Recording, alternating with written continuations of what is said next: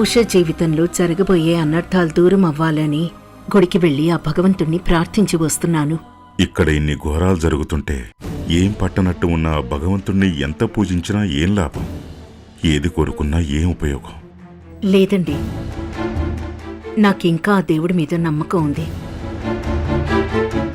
మనం పూజించే ఆ భగవంతుడు ఎంత మంచి వాళ్ళకైనా ఎన్నో పరీక్షలు పెడతాడు, ఎన్నో ఇబ్బందులకి గురి చేస్తాడు.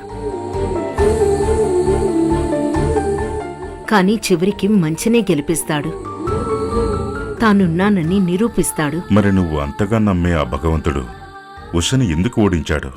ఉషతో పాటు మనందర్నీ ఎందుకిలా ఏడిపిస్తున్నాడు?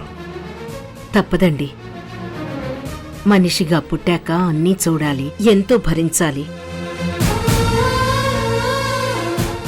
మనకే కాదు, ఆ దేవుడే మనిషిగా పుట్టినా ఎన్నో బాధలు పడాల్సొచ్చింది. బొమ్మరిల్లు రాత్రి 8 గంటలకు మీ ఈటీవీలో.